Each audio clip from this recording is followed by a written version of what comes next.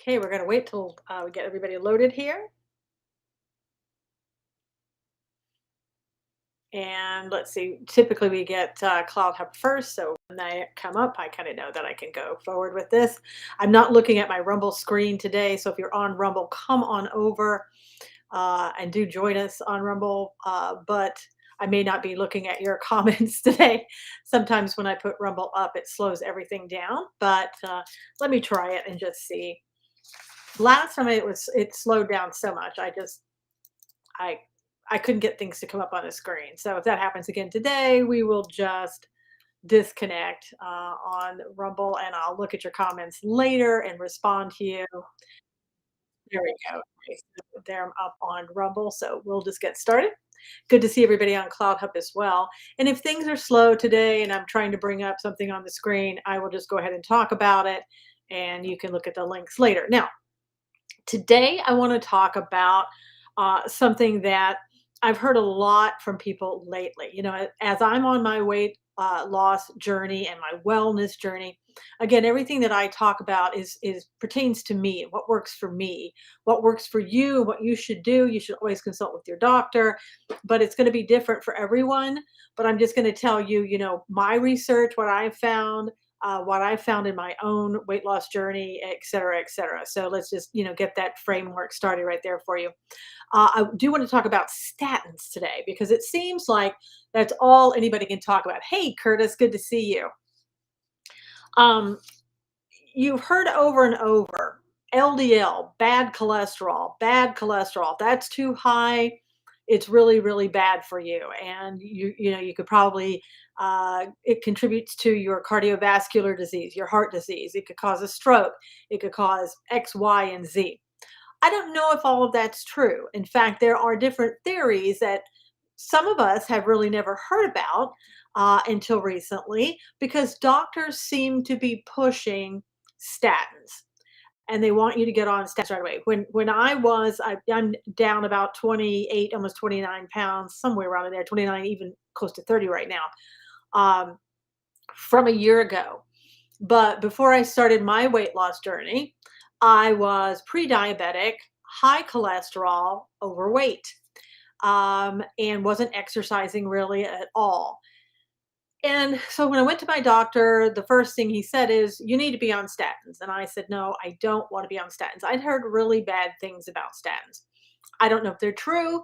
Some doctors claim, yes, that's true. That's what they are. They're not good for you, but you got to take them because there's nothing else. Well, they don't want to tell you about what else there is, right? They want you to take the pill so that they can say, see there, your problem is solved. It's not really solved. It can cause other issues in your body, but your high cholesterol may be resolved, right? So if that's all you're looking for, I guess you take the pill and you hope that everything else goes right and nothing goes wrong. I wasn't that way. I didn't want to be on the statins. I wanted to know what I could do to make myself well so that I don't have to be on statins. And we've talked about that a number of times. We'll talk about it a little bit later near the end about what I did and what you can do if you think that it's right for you. But let's get back to statins. Uh, Looking at statins and high cholesterol, let's take a look at what the Mayo Clinic had to say about these types of things. If I, again, doesn't want to come up for me. Okay, so overall, looking at this, it says that cholesterol deposits or plaques in the heart arteries and inflammation are usually the cause of coronary heart disease. Now, I really like the fact that they said here that the plaques are usually the cause of coronary heart disease. Tricor killed my A1C and gave me muscle pain. Wow, Curtis said. Um, is that Tricare or Tricor? I don't whichever one, but somebody did, right? Okay. So if you look at that, you have to ask yourself then, why didn't they say cholesterol deposits in the heart arteries and inflammation cause coronary heart disease? They didn't say that. They left some room open there. And I'm kind of glad that they did because as we look at various things that we see, it may not be so black and white, right? As they may want us to believe that it is. All right, moving on. Um, a lot of other people are starting to talk about the thrombogenic theory. Now, how do I know about that theory? Well, I'm not a medical doctor, I'm not in the medical profession. I did read a book called The Clot Thickens, and I've talked to you about this book before. It's by Dr. Malcolm Kendrick. I would recommend this book to anybody and everybody to give you an idea about what it is that may really be causing your cardiovascular disease, or at least if it's not the main cause, it's one of the causes that I don't think doctors really discuss with their patients.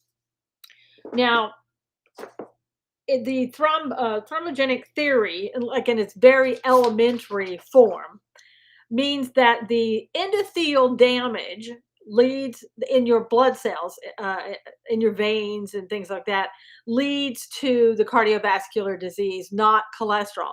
The endothelial cells are the thin layer of cells that line the blood vessels, heart, and some body cavities.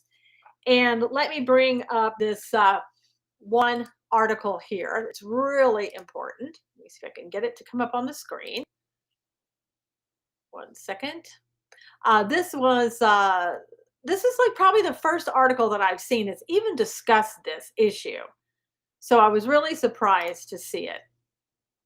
All right, here we go. And we're going to share this and get this to come up. Fingers crossed. All right. This is an article. Let's see. All right. It doesn't seem to want to. Oh, here we go.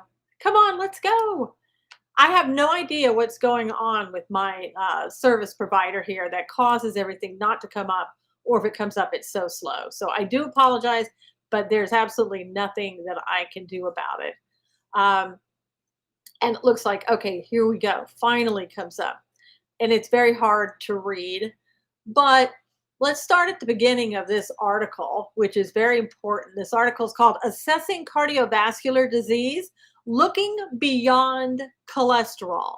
And I think that's really important. Again, most doctors, most people are looking just at cholesterol and may be missing very important aspects. It says here that the low density lipoprotein, or LDL, is a weak predictor of developing a cardiovascular disease and can only explain a small portion of the cardiovascular risk. Okay, so that's really good to know. It's only a small portion. So what else is there?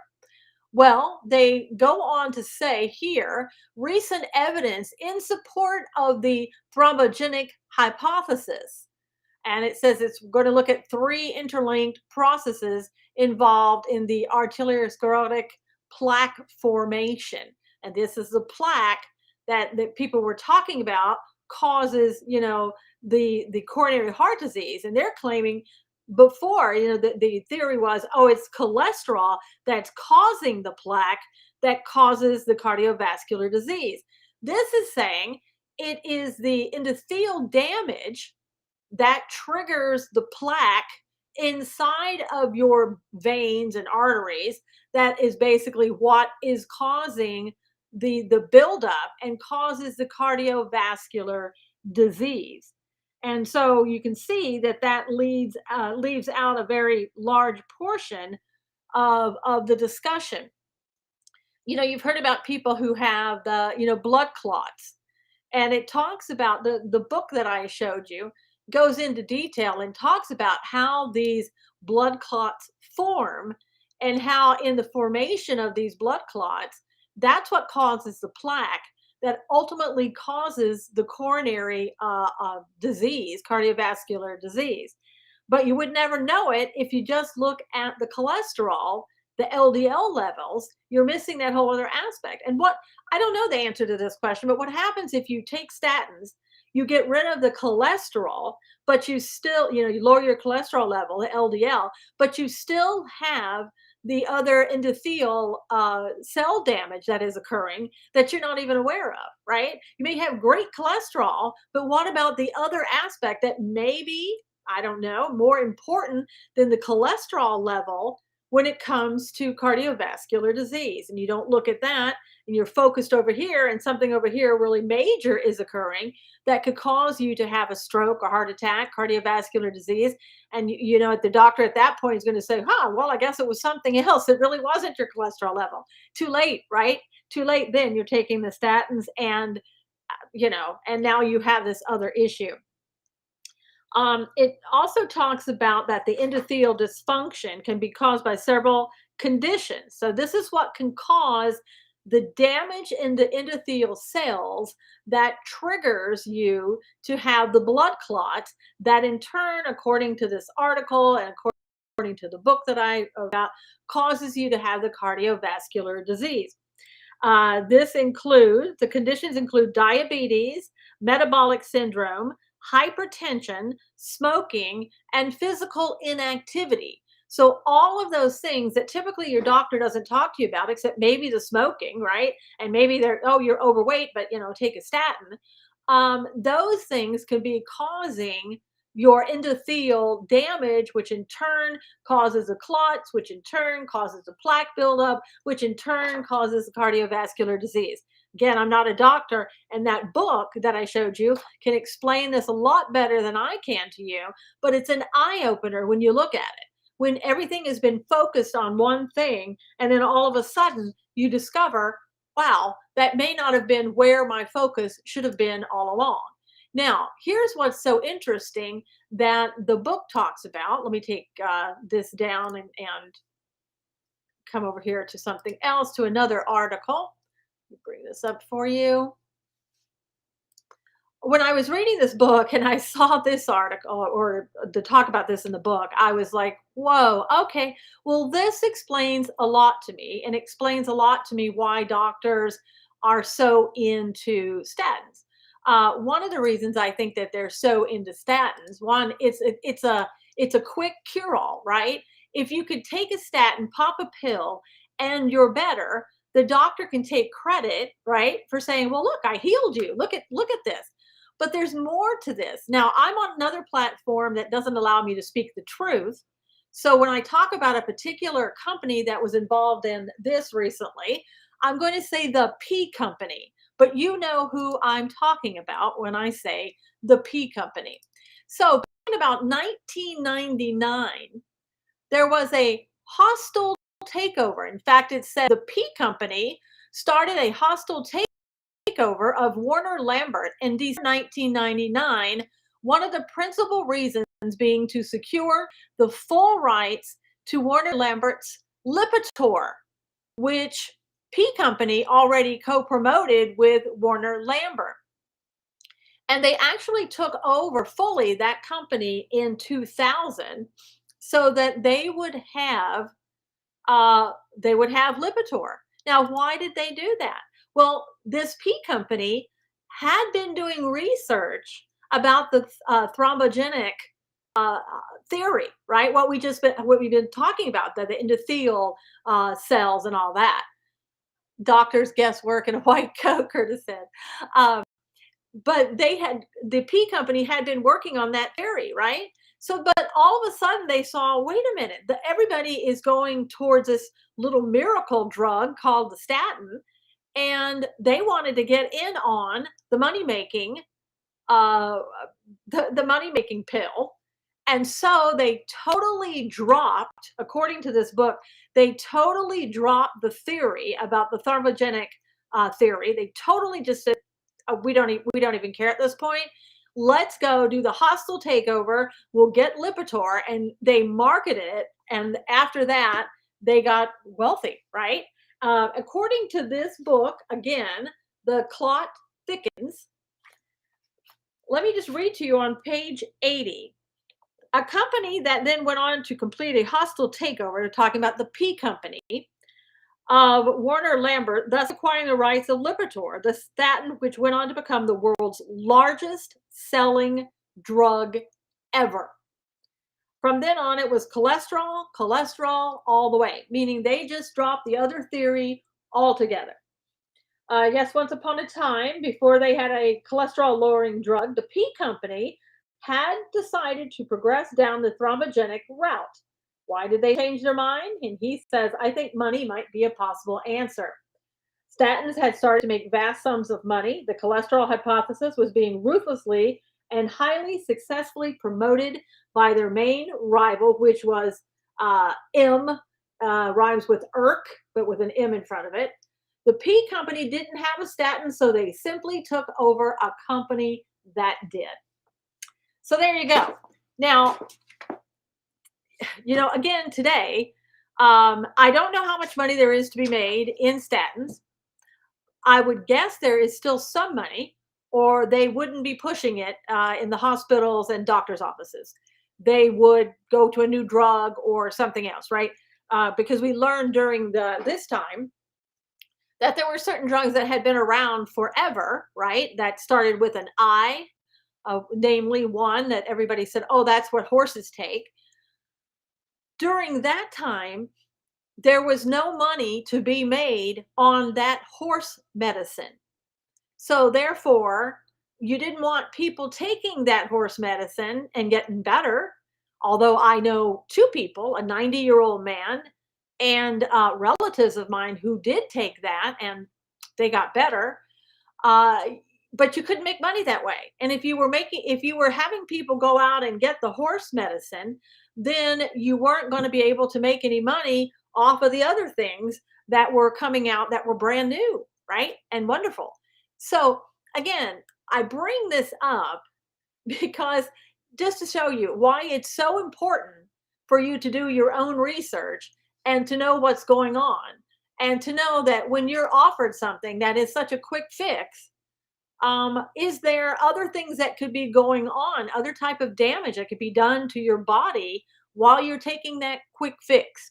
Now, there's also there's an alternative to the quick fix statin, right?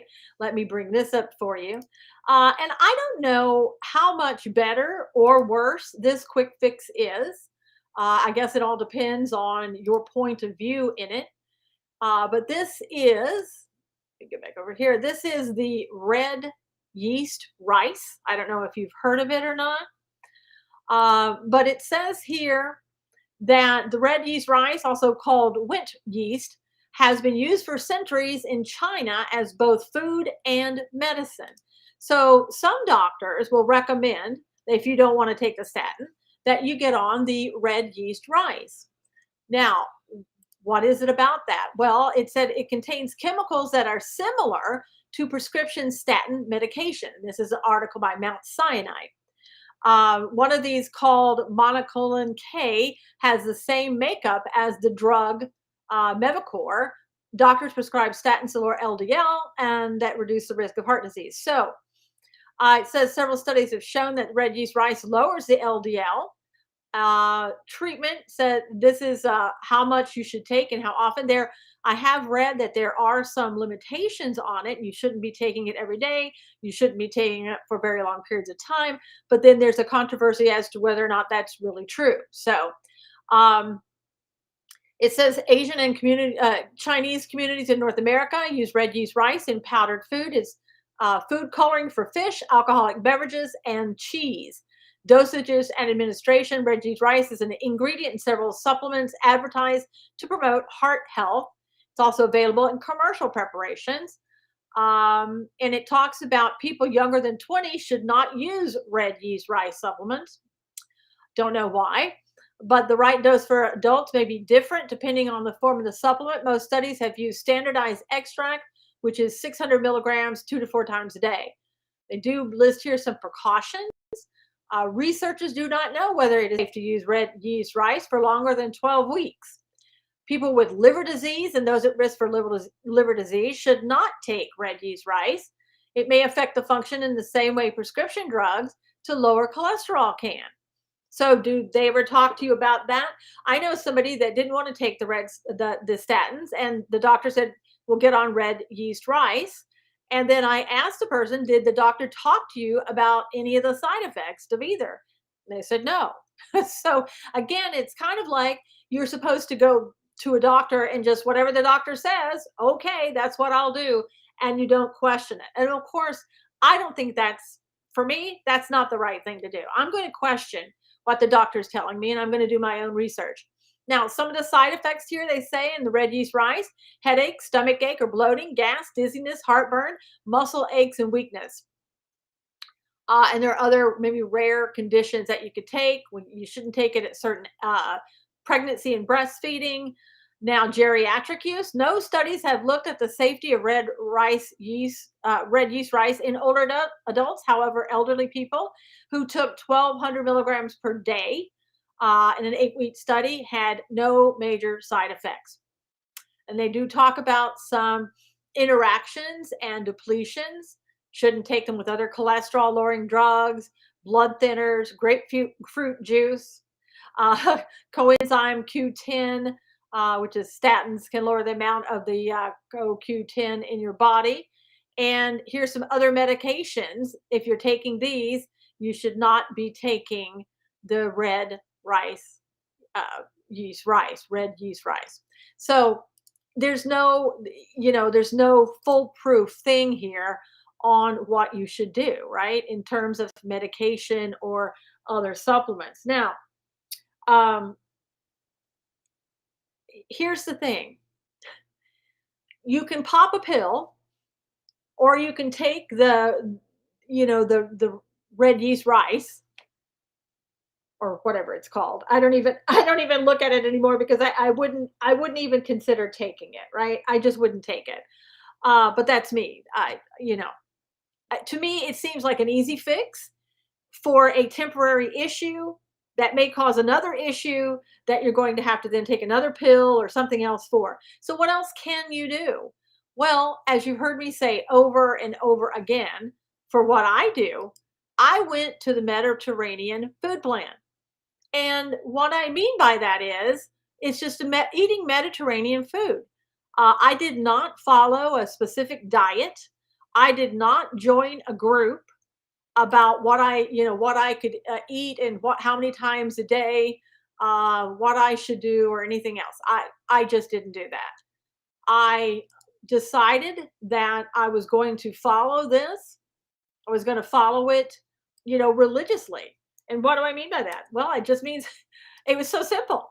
I went to the store, I bought some ingredients for some food, and I started eating it.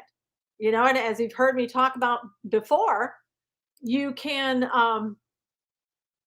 it's just regular food, pasta, chicken, salmon, other types of fish. The red meat is limited, I will say that. But I never really ate too much red meat before. Um, so it's easier to do, right? Okay, so what if you don't want to do a Mediterranean food plan right now and you feel that, gosh, I'm not ready. Susan, I'm not ready to go on a change of lifestyle and change my food. Well, here's an article I found for you. How can a lazy person lose weight? It says. I don't know if this is a lazy person. Maybe it is. Maybe it's just somebody who doesn't like to exercise. I'll tell you what, I don't like to exercise. I never have, but I do now. I walk 2 miles plus a day, every day. And I sometimes do a rebounder or a mini trampoline. But let's say you're not ready for all that yet. Here's 10 ways to lose weight, even if you're lazy, it says. Cut down on your portions. Try to eat things that, let's say you have a hamburger and normally you eat two, right? Save one for the next day. Put it away immediately. Get it out of your sight. Big, helping of pasta. Cut it down in half. Get the rest out of your sight. Practice mindful eating while you have your meals or even your snacks. Try to pay attention to the look, the smell, the taste, and feel of your food, as well as your chewing and swallowing.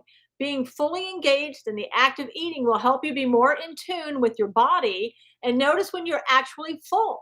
A lot of times, we'll be talking or something like that, and we won't even notice how much we're eating. Or, like, for example, when people take chips out of a bag, You should not take one chip out of a bag after another. You should put a small amount of chips on a plate and not have any more because you'll just keep going in there for the chips one after the other.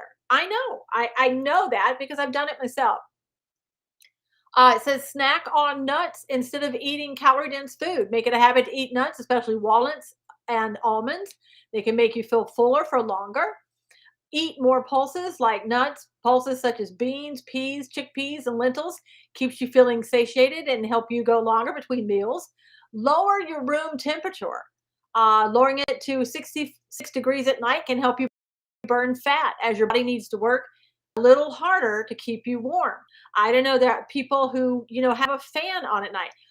My husband and I, we have an overhead fan on at night. I love that. I just like the air circulating. I don't, when it stops circulating, I just feel like the room gets hotter and that's not good for you. And it certainly doesn't help you lose weight.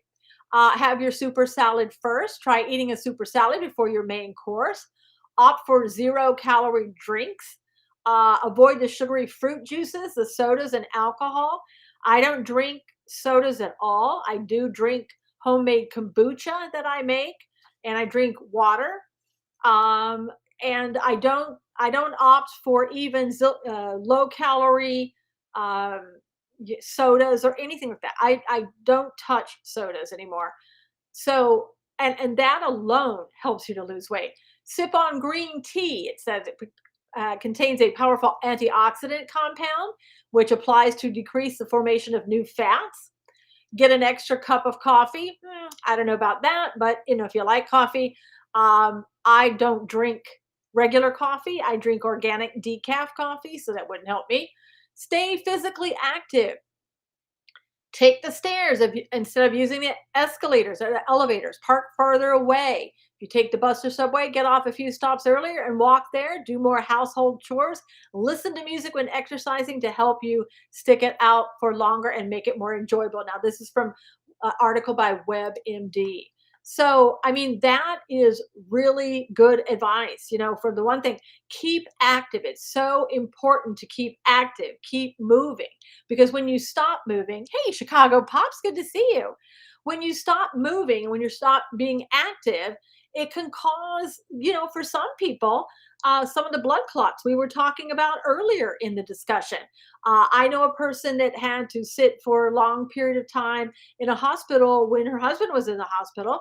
There is a history of blood clots in her family, but she sat for hours in a hard chair and she now has blood clots that she didn't have before.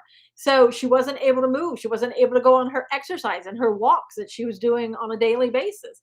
So that is, really important to remember to do. Keep moving, keep walking. Now, does it, every time when you go on a new food plan or something like that, do you have to suffer? When I'm on the Mediterranean food plan, I haven't suffered one day. I eat food that is delicious. I get enough food. I'm not hungry. I don't crave food. I probably feel better than I felt my entire life. And again, I'm down almost 30 pounds from where I was a year ago in September. But there are times that you just say, even though the Mediterranean food plan has a lot of desserts that you can have, there's a ton of them. Let's say that you get a like this. There's a recipe that you just love, but it doesn't look good because when you're looking at it, it's got a lot of calories, right?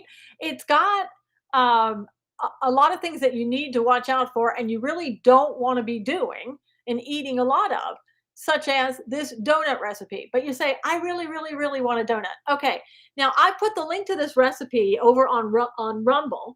So if you aren't following me already on Rumble, you will want to get this recipe. Go over to Rumble, look for Susan Knowles, and get this recipe. And let's talk about what we can do to make this recipe more, let's say, user friendly, right? Okay, look at this. 2 cups all purpose flour. Nah, not so bad, but you can also substitute almond flour for that. 1.5 cups sugar. I probably would continue with the sugar. I don't like sugar substitutes, although there are some. I don't use them. Coming on down here, the 1 1/4 cups whole milk, you could substitute low fat milk. The 2 tablespoons unsalted butter, I would opt to substitute olive oil in place of the butter. Olive oil, boy, I tell you, I love olive oil cakes. They taste wonderful. Now, down here at the topping, it talks about a stick of unsalted butter, more sugar, and more cinnamon. Here's what I would do, and here's what I have done. Instead of having that type of topping, icing, if you will, on my donut. What I did, I made these and I made the substitutions I talked to you about, but I put a tablespoon, somewhere around that tablespoon of Greek yogurt and put blueberries on top of my donut. That's what I had instead of caking it with more butter because this donut, the way it is here, is about 300 calories per donut, right? You don't want that. Now it's a baked donut, which is better than frying it, but it still has a lot of calories and a lot of things in it that aren't necessarily good for you. So you can lower the quote unquote bad things in there for you so that you can still have a dessert that you enjoy and you enjoy eating and you know when you're eating it, it's not that bad for you.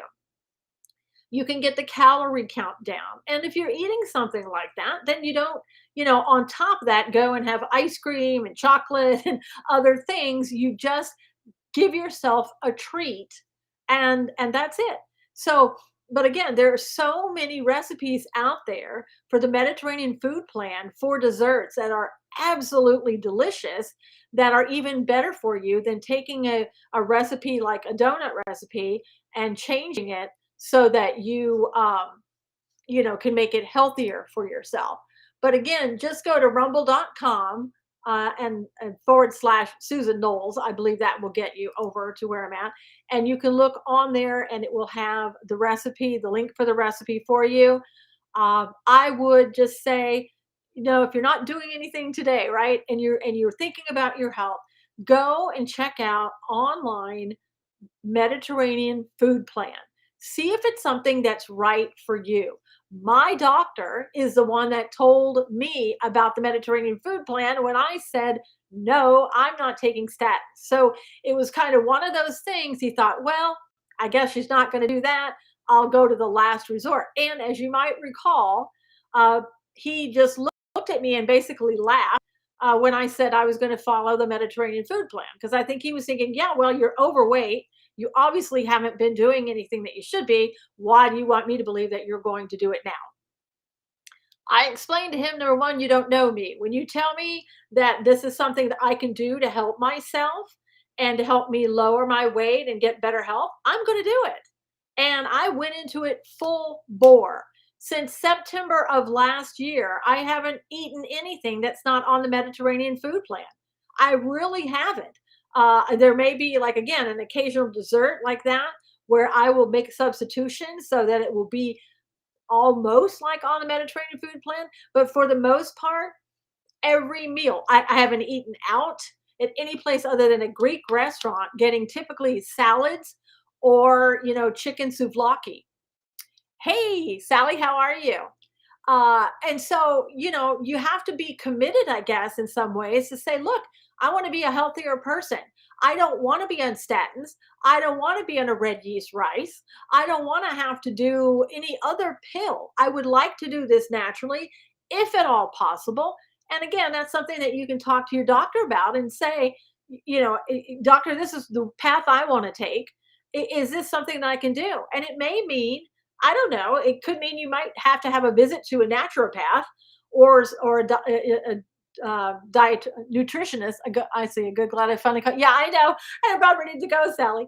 Uh, or some nutritionist that can help you be, on a plan that's right for you. Again, the Mediterranean food plan was absolutely the best thing that I've ever done.